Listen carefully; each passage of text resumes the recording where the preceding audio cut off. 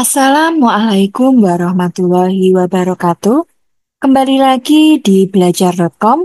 Kali ini kita akan belajar bersama-sama mengenai soal-soal PCK dan SJT yang terbaru ya teman-teman. Jangan lupa sebelum kita ke soal-soal, untuk klik like, share, komen, dan subscribe agar konten kami selalu berkembang di setiap harinya. Kita ke soal yang pertama. Salah satu cara mendidik adalah dengan pendisiplinan yang menunjukkan sikap berwibawa seorang guru sebagai pembela keadilan. Contoh perilaku dalam pembelajaran yang mendukung hal tersebut adalah A. Membuat tata tertib kelas bersama peserta didik demi kebaikan bersama. B. Mengusir peserta didik yang selalu ramai di kelas agar tidak mengganggu.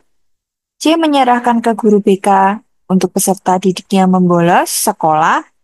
Tidak ada toleransi keterlambatan peserta didik meskipun sedikit waktu.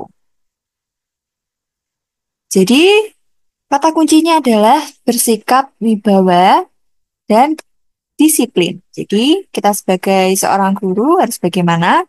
Kita bahas mulai dari opsi yang A, membuat tata tertib. Sedangkan di sekolah memang sudah ada tata tertib untuk sekolah dan pembelajaran. Nah, ini sebenarnya untuk opsi yang A ini kurang efisien ya teman-teman. Kita harus memberikan contoh-contoh ya dalam perilaku tata tertib yang harus diterapkan karena di kelas itu sudah ada. Jadi jawaban A kurang tepat. Selanjutnya untuk opsi B, mengusir peserta didik yang selalu ramai. Ini juga kurang tepat karena kita tidak menanamkan nilai kedisiplinan. Di dalam soal ini opsinya tidak ada, teman-teman. Itu pula dengan opsi yang C, kurang adanya penerapan nilai kedisiplinan yang kita terapkan. Jadi, opsi D, tidak ada toleransi keterlambatan meskipun sedikit waktu. Nah, berarti kita sebagai guru ada sikap yang tegas dan disiplin. Jadi jawaban yang tepat adalah D. Soal selanjutnya. Soal yang kedua, peserta didik sekolah dasar saat ini menghendaki kebebasan belajar, menyukai hal baru yang praktis, serta rentang perhatian pendek. Untuk membantu peserta didik supaya dapat belajar sesuai dengan karakteristik tersebut, maka hal yang dapat dilakukan oleh guru adalah A. Proses pembelajaran guru dilakukan dengan mengemas materi pembelajaran ke dalam topik-topik kecil. B. Guru berupaya untuk mengganti buku cetak dengan buku elektronik. C. Menambah materi pembelajaran berupa bacaan agar peserta didik dapat membaca materi. D. Guru mengurangi jam pelajaran dan tatap muka agar peserta didik dapat belajar di rumah. Oke, untuk soal yang ini, teman-teman belajar menganalisis ya. Nah, ini kata kuncinya adalah siswa SD itu suka kebebasan dalam belajar dan memiliki rentang waktu perhatian yang pendek. Jadi apa yang harus kita lakukan? Kita lihat mulai dari opsi yang C, menambah materi pembelajaran ini, berarti kurang tepat. Sedangkan di sini diterangkan bahwa perhatian siswa itu pendek, jadi mudah teralihkan. Misal dalam pembelajaran, kalau kurang menarik, dia langsung tidak antusias dalam mengikuti pembelajaran. Jadi opsi yang C kurang tepat ya teman-teman. Lalu untuk opsi yang D, mengurangi jam pelajaran, ini berarti kita kurang solutif ya. Karena kita sebagai guru harus tetap sesuai dengan prosedur pembelajaran. Jadi opsi yang D kurang tepat. Oke, kira-kira dari opsi A dan B, kira-kira mana jawaban yang tepat ya teman-teman dalam soal. Jangan lupa teman-teman untuk menjawab di kolom komentar. Soal yang ketiga, pendekatan konstruktivitis adalah pendekatan pembelajaran di mana peserta didik menyusun atau menemukan sendiri pengetahuannya melalui pengalaman selama pembelajaran dan dengan memanfaatkan pengetahuan yang telah mereka punyai sebelumnya. Jika seorang guru ingin menerapkan pendekatan tersebut dalam mengajarkan luas trapesium, siku-siku, dan peserta didik telah memahami luas segitiga dan segi empat yang lain, maka pembelajaran yang tepat dilakukan oleh guru adalah A. Memberikan bimbingan melalui langkah-langkah yang tertuang di LKPD kepada peserta didik untuk memotong trapesium menjadi persegi dan satu segitiga siku-siku, kemudian menentukan rumus luasnya. B. Memfasilitasi peserta didik dengan memberikan pertanyaan-pertanyaan di LKPD sehingga mereka dapat memotong trapesium yang disediakan dan membuat persegi panjang dari potongan trapesium. Sehingga panjang sisi persegi panjang yang terbentuk sama dengan setengah dari hasil perjumlahan dari sisi sejajar trapesium. C. Meminta peserta didik untuk berdiskusi tentang bagaimana memotong trapesium yang disediakan dan membuat jajar genjang dari potongan trapesium itu sehingga tinggi jajar genjang setengah dari tinggi trapesium. D. Memberikan bimbingan melalui langkah-langkah yang tertuang di LKPD sehingga peserta didik dapat memotong trapesium yang disediakan dan membuat layang-layang dari trapesium untuk menghitung luas layang-layang yang terbentuk. Kita bahas ya teman-teman soal ini, yang dimana menggunakan pendekatan konstruktivitis, yaitu pembelajaran yang berpusat kepada siswa, bukan berpusat kepada guru. Jadi siswa harus aktif dalam pembelajaran.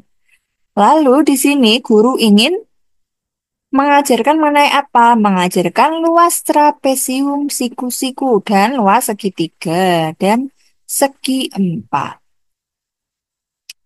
Kita lihat mulai dari opsi yang A, memberikan bimbingan melalui langkah. Ini berarti kurang tepat. Karena apa? Siswa hanya belum adanya tanya jawab, belum adanya diskusi. Lalu belum adanya sikap yang menunjukkan siswa itu aktif. Nah, jadi jawaban yang A kurang tepat ya teman-teman. Oke, kita ke opsi yang B. Memfasilitasi peserta didik dengan memberikan pertanyaan di LKPD sehingga dapat memotong trapesium yang disediakan dan membuat persegi panjang dari potongan trapesium.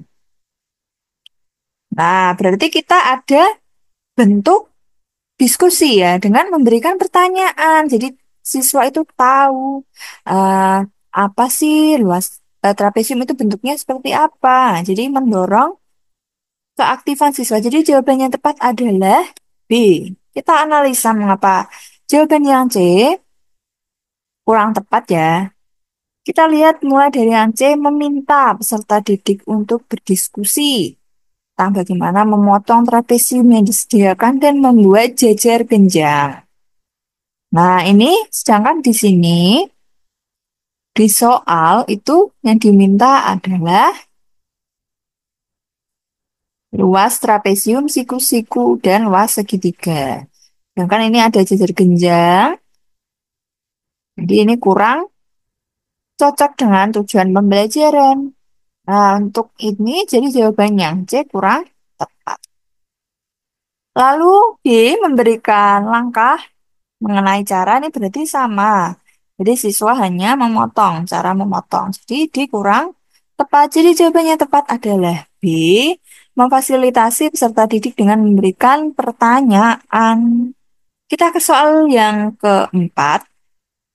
Sekolah wajib menyediakan lingkungan yang ramah bagi peserta didik agar perbedaan yang melekat pada pribadi peserta didik tidak menjadi penghalang dalam pelayanannya.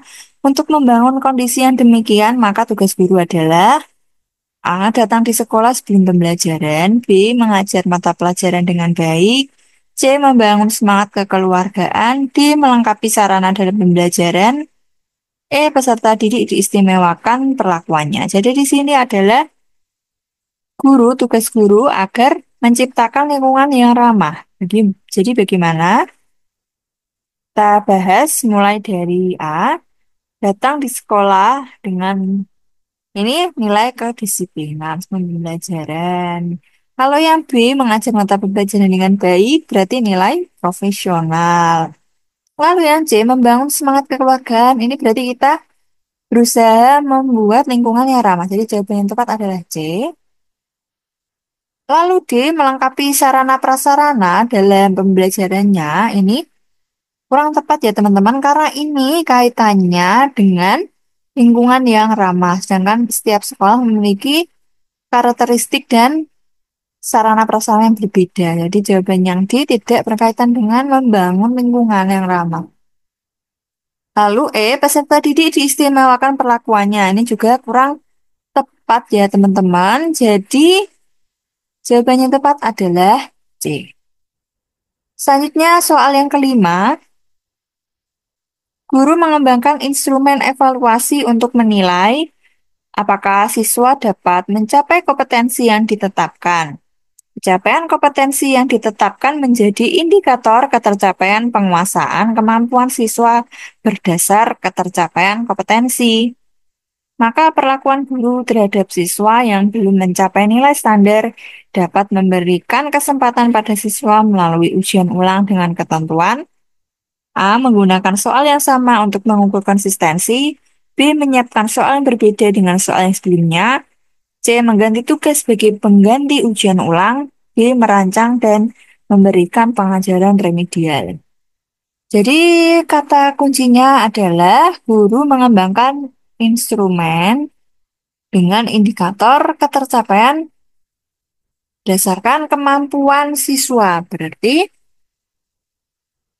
ketika siswa remedi atau mengulang, jadi apa yang dilakukan oleh guru? Jadi ketentuannya bagaimana?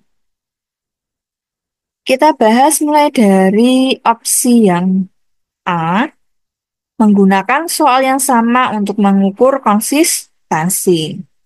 Ini kurang tepat ya. Jadi dalam prinsip pembelajaran remedial itu kita harus menganalisis soal mana yang belum dikuasai oleh siswa. Jadi ini kurang tepat ya teman-teman.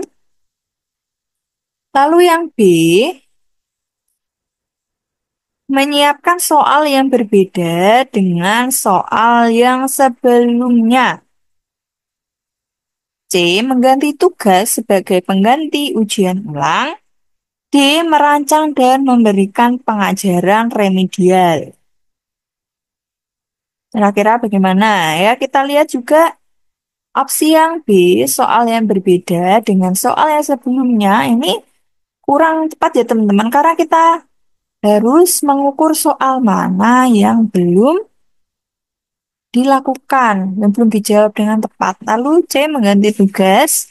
Ini juga kurang tepat karena belum memenuhi unsur pembelajaran remedial. Jadi pembelajaran remedial itu untuk membantu siswa yang belum mencapai nilai standar dalam pembelajaran dan merancang pembelajaran khusus untuk mengatasi kesulitan tersebut. Jadi jawabannya tepat adalah B. Sebelum kita ke soal yang keenam, jangan lupa teman-teman untuk klik like, share, komen, dan subscribe di channel bimbelbelajar.com. Soal yang keenam, Anda mengetahui bahwa salah satu ketentuan penggunaan dana BOS adalah tidak boleh untuk mendanai kegiatan yang dilakukan secara spontan atau kegiatan yang tidak ada dalam program sekolah pada tahun pelajaran. Ketika ada salah satu peserta didik mendapatkan musibah, kepala sekolah memutuskan untuk membantu anak tersebut dengan menggunakan dana BOS. Sikap Anda sebagai guru terhadap kebijakan kepala sekolah tersebut adalah A. Mengingatkan kepala sekolah bahwa hal tersebut melanggar peraturan. B. Membiarkan agar kepala sekolah menanggung akibatnya kelak. C. Mengusulkan kepada kepala sekolah untuk melakukan penggalangan dana. D. Mendukung sepenuh hati karena kepala sekolah bertanggung jawab. Jadi, sebagai kepala sekolah, sebagai guru, kita harus memiliki sikap integritas dalam menggunakan dana BOS ya, dalam hal ini. Jadi, ketika tidak digunakan sesuai dengan semestinya, yaitu untuk membantu peserta didik, kita sebagai guru harus bagaimana? Kita analisis mulai dari B, membiarkan. Ini juga kurang tepat ya teman-teman. Lalu yang C, mengusulkan untuk melakukan penggalangan dana, ini juga kurang tepat. Ini penggalangan dana apa? Belum dijelaskan ya teman-teman. Lalu, dan belum juga menyelesaikan permasalahan guru, kepala sekolah ingin menggunakan dana bos. Jadi kurang tepat ya teman-teman opsi C. Untuk opsi yang D mendukung sepenuh hati, ini juga kurang tepat karena kepala sekolah ada kesalahan. Jadi kita sebagai anggota harus mengingatkan. Jadi jawaban yang tepat adalah A. Soal yang ketujuh, salah satu indikator pembelajaran di kelas 2 adalah menunjukkan sikap patuh aturan agama yang dianut dalam kehidupan sehari-hari di sekolah. Motivasi yang dapat disampaikan di awal pembelajaran adalah A. Guru memberikan kesempatan kepada peserta didik untuk menceritakan pengalaman mematuhi peraturan beragama di sekolah. B. Guru menunjukkan agama di Indonesia beserta aturan-aturannya. C. Guru mendiskusikan apa yang terjadi jika kita patuh pada aturan agama ketika di sekolah. D. Guru memberikan contoh sikap patuh pada aturan agama di sekolah. Jadi, di sini adalah indikator pembelajarannya adalah memiliki sikap patuh terhadap aturan agama dalam kehidupan sehari-hari. Nah, jadi motivasi yang dilakukan sebagai guru kita bahas mulai dari opsi B, itu menunjukkan agama di Indonesia, ini kurang tepat. Jadi belum menunjukkan indikator untuk menunjukkan sikap patuhnya, jadi kurang tepat ya.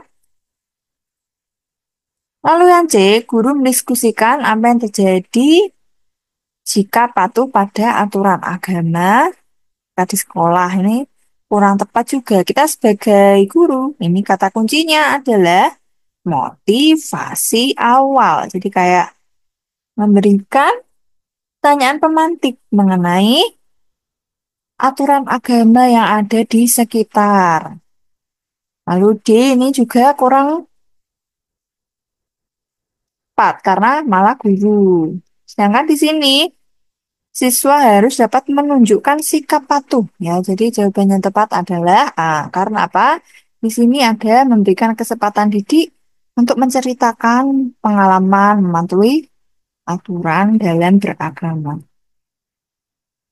Soal yang ke-8, hasil yang diperoleh dari hasil penelitian tindakan kelas pada tahap observasi adalah aktivitas siswa dalam mengikuti pembelajaran membaca pada kondisi awal.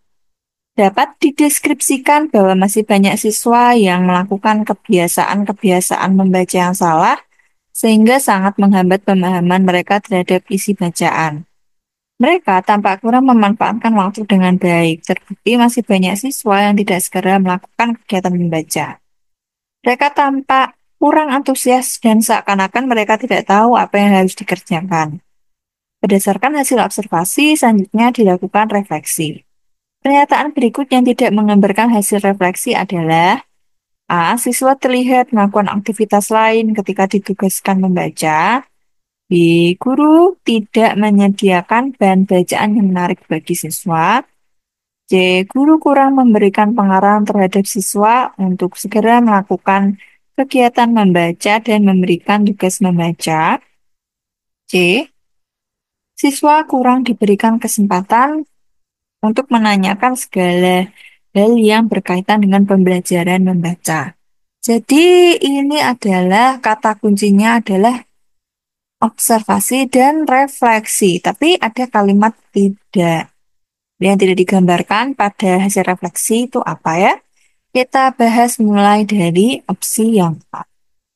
Siswa terlihat melakukan aktivitas lain, apakah ini ada di refleksi? Ini jawabannya kurang tepat. Jadi di dalam hasil refleksi itu ada menyeritakan mengenai keaktifan siswa. Nah, jadi A kurang tepat ya, karena ini ada kecuali. Untuk yang B, guru tidak menyediakan bahan bacaan. Ini jawaban yang tepat karena apa? Ini tidak ada di dalam rancangan pembelajaran dan refleksi. Karena di dalam refleksi itu ada aspek-aspek misal kognitif, afektif, dan psikomotor. Kognitif berdasarkan pengetahuan, afektif berdasarkan sikap yang ditunjukkan, dan psikomotor yaitu tindakan. Jadi opsi yang B ini tidak menggambarkan hasil refleksi. Jadi jawaban B tepat. Lalu yang C, guru kurang memberikan pengarahan terhadap siswa. Nah, ini berkaitan dengan afektif. Jadi kurang memberikan pemahaman, guru kurang memberikan dukungan. Ini berarti kurang tepat ya teman-teman. Selanjutnya, siswa kurang diberikan kesempatan untuk menanyakan hal ini juga berkaitan dengan keaktifan ya teman-teman. Jadi ini kan ada pengarahan, itu berkaitan dengan bimbing. Jadi ada di dalam rancangan pembelajaran. Dan untuk bertanya juga ada teman-teman di dalam hasil refleksi. Selanjutnya kita ke soal yang ke-9. Indikator yang dirumuskan seorang guru adalah mencari makna kata sulit dalam teks tentang pertumbuhan dan perkembangan. Teknik penilaian yang didapat untuk mengukur indikator tersebut adalah A. Kinerja, B. Non-tes, C. Tes, D. Produk. Di sini adalah mencari makna. Berarti mencari itu perlu adanya instrumen. Ya, instrumen yang cocok adalah apa? Kita lihat mulai dari A. A. Kinerja. Berarti kinerja itu berdasarkan apa yang dilakukan. Nah, jadi kurang tepat ya teman-teman. Ini berarti keaktifan kayak gitu. Sedangkan di sini adalah berusaha untuk mencari makna. Jadi A kurang tepat. Lalu B, non-teks. Non-teks itu berarti seperti wawancara, observasi. Nah, ini jadi kurang tepat ya teman-teman. Sedangkan di sini adalah mencari makna. Ini berkaitan dengan penilaian ya. Kita sebagai guru, apakah mengobservasi untuk mengetahui indikator mencari makna kata sulit? Selanjutnya adalah C, tes. Jawaban ini jawaban yang tepat karena di mana kita tahu pengetahuan siswa mencari makna kata sulit itu dengan melalui tes. Jadi jawaban yang tepat adalah C, sedangkan produk itu adalah hasil yang dilakukan atau disediakan oleh siswa. Jadi kurang tepat ya teman-teman. Jadi jawaban yang tepat adalah C. Soal yang ke-10, hukuman yang diberikan kepada siswa apabila diberikan kepada saat yang tepat dapat merupakan salah satu bentuk penguatan atau reinforcement dan memberikan pengaruh yang baik atau positif. Pengaruh positif yang dimaksud adalah dapat membantu siswa untuk A. Menjadikan siswa takut untuk melakukan kesalahan, B. Mengenali kekurangan dirinya yang perlu diperbaiki, C. Menjadikan siswa selalu patuh pada perintah guru, D. Menjadikan siswa patuh pada aturan sekolah. Jadi ini adalah mengenai reinforcement atau penguatan. Penguatan yang berbentuk positif itu dapat bagaimana? Kita mulai dari opsi yang A, menjadikan siswa takut. Nah, ini jadi kurang tepat ya. Karena kita harus membuat siswa itu ada motivasi. Jadi kurang tepat. Jadi jawabannya A kurang tepat. Lalu untuk opsi yang C, menjadikan siswa patuh ini juga kurang tepat. Karena apa? Kita harus membuat kesadaran di dalam diri siswa itu yang ada di dalam internal siswa itu. Jadi jawaban yang C kurang tepat. Begitu pula dengan D. Jadi motivasi yang tepat itu membuat siswa menyadari mengenai dirinya sendiri. Jadi jawaban yang tepat adalah B, mengenali kekurangan dirinya yang perlu diperbaiki. Oke, jangan lupa kita belajar bersama-sama. Semoga ilmunya bermanfaat. Jangan lupa di klik like, share, komen di bimbelbelajar.com agar kami selalu men-share soal-soal terbaru di dunia pendidikan. Oke, teman-teman.